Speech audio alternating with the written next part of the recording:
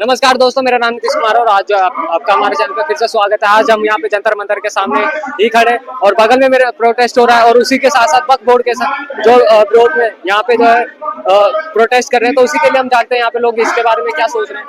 भाई आपका नाम क्या हुआ? ठाकुर शिवम प्रताप सिंह। ठाकुर भाई आप एक चीज बताइए, अभी यहाँ पे जब आए हैं तो किस लिए आए हैं? यहाँ जो है वक्फ बोर्ड संशोधन का बिल जो आपने देखा होगा कुछ टाइम पहले यहाँ पर इतने एक असामाजिक तत्व कह लो या सीधा सीधा मूल्य जिहादी मूल्य कुछ भी कह लो जो इकट्ठे हुए थे कि वक्फ बोर्ड पे संशोधन नहीं होना चाहिए, उसी के खिलाफ में यहाँ एक महापंचायत थी कि वक्फ बोर्ड संशोधन। सबसे पहले तो जनता को ये बता दो कि वक्फ बोर्ड संशोधन है क्या। आपके घर मकान मंदिर जाति संपत्ति पर जो दावा ठोक देते कि वक्फ की जमीन है, उसमें फिर आप ना कोई दखलंदाजी। इसका अगर उन्होंने बोल दिया हमारी जमीन तो हमारी जमीन। पाकिस्तान 8 लाख वर्ग किलोमीटर में फैला है और वही भारत के अंदर वक्फ बोर्ड की जमीन 9 लाख वर्ग किलोमीटर की है। एक पाकिस्तान तो इन्होंने हिंदुस्तान में ही बना दिया कि वक्फ बोर्ड है क्या। हम अपनी संपत्तियां इनको दे दे कि वहां पर ये लफ्ज याद कर सके, वहां पर भूमाफिया की बात कर सके, वहां पर मस्जिद मजारे बना सके, इसलिए हम अपनी जमीनें दे दे। मैं एक चीज बोलूं, जो वक्फ बोर्ड यहाँ पर अपनी जमीनों पर ऐसे दावा ठोक देता है, इनके कौन से अब्बा कौन से अम्मी इनकी जमीन यहाँ पे छोड़ गई थे हिंदुस्तान में, जब इन्हें पाकिस्तान दे दिया गया वहां पर क्यों नहीं बसे ये। और फिर अगर इसमें संशोधन वाली बात आती है तो ऐसा प्रोटेस्ट कर रहे हैं जैसे पता नहीं हमने इनकी जागीरें मांग ली, हमने पता नहीं इनसे क्या मांग लिया। अपनी ही दी गई जमीन है, हम अपने मांग के लिए खड़े हैं। आज अपनी महापंचायत कर रहे हैं, तुमको इतनी मिर्ची लग रही है, इतनी मिर्ची लग रही है जैसे पता नहीं हमने इनके सलवार की नाड़े खींच के ले गए। अच्छा जी, लेकिन अगर दूसरी जगह देखा जाए तो अभी ऑब्वियसली की बात है, उन्होंने कहा कि अमेंडमेंट एक्ट के खिलाफ है, इस तरीके से अगर किसकी बात कर रहे हो? वैसी 2 कौड़ी का आदमी कहता 15 मिनट। मैं कह रहा हूँ 140 करोड़ जनता है यहाँ पर, 100 करोड़ हिंदू 0.9 सेकंड में मामला दे देंगे। हम खुला कहते हैं, ओवैसी हो चाहे कोई भी हो, कहता है ना 15 मिनट। जिस दिन अड़ गया तो रैप्ते में थूक निकाल देंगे। अच्छा, लेकिन काफी सारे लोग तो इसके अगेंस्ट में आ जाते हैं। कौन आ रहा है अगेंस्ट? वही होते हैं जो हिंदू होते हैं,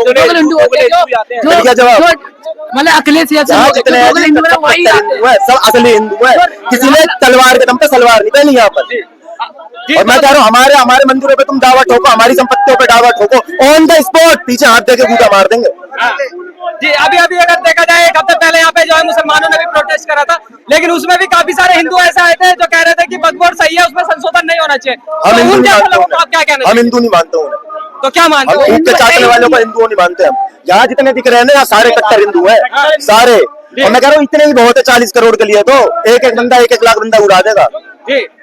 लेकिन आपको नहीं लगता इस तरीके से फिर दंगा होगा बाहर, फिर लोग फिर बोलेंगे? अच्छी बात है, दंगा होगा, बहुत बढ़िया है, देख लेंगे उसे भी। जी, कम से कम कुछ आबादी तो कम होगी।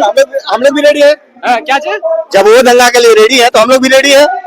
हाँ जी, लेकिन अब एक चीज बताइए, अब यहाँ पे प्रोटेस्ट कर रहे हैं, ठीक है, वक्फ बोर्ड के खिलाफ में, तो अब एक चीज बताइए, वक्फ बोर्ड के खिलाफ में आप प्रोटेस्ट कर रहे हैं तो इस तरीके से तो मुसलमान भी फिर रोड पे आ जाएंगे। भाई हम लोग शांति से वो आए हुए पहले सुअर रोड पे आता है, अभी हम नहीं आते। जो सुअर होता है वो रोड पे रहता है, सुअर को कहाँ खाता है रोड पे, तो वो रोड पे उतरे हुए हैं, वो हम क्या उतरेंगे? हमारा उन्होंने टैलेंट करा है, हम बाद में उतरे हैं। हम उतरेंगे, काटेंगे, मारेंगे, मुकदमे खाएंगे, जो होगा हमारे साथ हम सब झेलेंगे। अच्छा, सब झेलेंगे? हाँ बिल्कुल जी, अपने राम के लिए सब झेलेंगे। राम का कैसे हो गया? तो अल्लाह की जमीन, आप अल्लाह की जमीन ले अल्लाह की जमीन कहाँ से? अल्लाह है कैसा अल्लाह? हमें दिखा तो दो। देता नहीं है अल्लाह ना, तो ये मालूम पड़ता जो आदमी है ना उसका ये मालूम पड़ता लेडी से कम फोटो तो दिखाओ। अरे हमें फोटो तो दिखाओ कम से कम। अल्लाह हम भी की नमाज पढ़ते हैं। पढ़ते क्या है? ये सऊदी का शब्द है, मतलब अल्लाह, मतलब ये अल्लाह को ईश्वर बोलते हैं जो अपने भारत में, जो तो मतलब सऊदी वाले लोगों ने दे रखा है मतलब अल्लाह, ये तो ईश्वर है, तो अल्लाह बोलते हैं ना। पहली बात तो ये मैं कहीं भी ब्रेकर को मजार बना दी, कहीं भी ब्रेकर को मजार बना दी, ब्रेकरों की भीड़ हो गई है देश में। कहीं भी बहन जो मूतने जाओ, बहन जो ब्रेकर को मजार। और जो बहन जो हमारे जो कुछ चूतिया लोग हैं जो उन मजारों पे जाके बहन जो प्रसाद चढ़ा रहे, अरे बहन जो उखाड़ मुँह तो सालियों पे फेंको। अरे अपने देवी देवता कम है क्या पूजने के लिए? अच्छा, जो दूसरों पे जा जाके बहन जो तुम एस्तेजी करवा रहे हो। अरे 33,000 करोड़ देवी देवता है, कोई सा भी पकड़ लो है, बेड़ा पार हो जाएगा। बहन जो तुम वहाँ जा रहे हो जो देखा नहीं कुछ नहीं, मजारों पे जा रहे, बहुत बढ़िया। आप क्या कहेंगे सर इस चीज को लेकर? मजार पे जाके पूजा करना सही है क्या? बिल्कुल गलत है। मैं बोल रहा हूँ हिंदुओं को कि भाई तुम्हारे भगवान है, वहां जाओ, सारी मन्नतें पूरी होती है, हम लोग नहीं जाते हैं। हम लोग कभी मजार पे नहीं गए भाई मजार के अंदर कौन है? कौन है? जैसे अभी मेरे भाई को मार गए दफना दो, इनके ऊपर छत्तर चढ़ा दो तो ये मजार हो गई। उस मजार के अंदर बहन जो सुअर है जो मर जाता है उन्हें दफना देते, उनके ऊपर मजार बना के वो छत्तर चढ़ा देते हैं। मजार के अंदर सुअर। और पहली बात आपने जो अभी पहले बात करी थी अल्लाह की, मैं उस अल्लाह भड़वे को जानता नहीं, वो भड़वा कौन है? वो सुअर है जी। अच्छा सर, आप किस लिए आए यहाँ पे? जी हमको देखना है कोई पत्थरबाजी तो नहीं है यहाँ साला। जो 17 तारीख को यहाँ पे पत्थरबाजी की तैयारी थी, जो हमारे पत्रकारों को बोलने नहीं रहे थे बल्कि उनके साथ छेड़खानी कर रहे थे। अब देखिए कितना अच्छा माहौल है यहाँ पे। अमेंडमेंट की हम सपोर्ट करते हैं कि ऐसा अमेंडमेंट होना चाहिए कि भूमाफिया खत्म हो जल्द से जल्द। लेकिन अगर वक्फ बोर्ड में संशोधन हुआ, ये सब चीजें हुई, तो मुसलमान तो कह रहे हैं हम फिर से रोड पे आ जाएंगे, फिर प्रोटेस्ट करेंगे। रोड पे तो तुम सालों बैठे ही हो। हाँ। कहीं भी हरी चादर लगा के तुम किसी भी ब्रेकर के ऊपर हरी चादर लगा दो और उससे कह दो हमारे मजार बन गई। जी। तो ऐसे चादर वाले भूमाफिया नहीं चाहिए हमें। साले रोड पे बैठ जाए, तुम नमाज के लिए बैठ जाओ। यूं कहते हैं तुम्हारे खुद कुरान में लिखा है नमाज हमेशा पाक जगह पे होनी चाहिए। तो मतलब रोड पाक लेने लगती है, सबसे पाक जगह रोड है और घर में इनका हलाला चलता है दिन रात। अच्छा, इसलिए घर में नमाज पढ़ नहीं सकते हैं, मस्जिद पे पढ़ नहीं सकते हैं। हमारी नियत फिसल जाते हैं, इसलिए हम घर पे नहीं पढ़ सकते नमाज। तो वही चीज देखिए ना, रोड पे ये बैठ जाएंगे खुल के नमाज पढ़ने के लिए। मस्जिदों में इनको जगह नहीं मिलती, घर में इनको जगह नहीं मिलती, रोड बिल्कुल पाक जगह है। अच्छा, और घर और मस्जिद किस लिए बनाई गई हुई है भाई, ये समझाइए। अगर इन्हीं की तरह हम लोग आरती सब हनुमान चालीसा सारी रोड पे लगे 110 करोड़ हिंदू है, पूरे भारत की रोडें ब्लॉक हो जाएंगी। ये कहता है 15 मिनट की नमाज से हमें दिक्कत क्या है?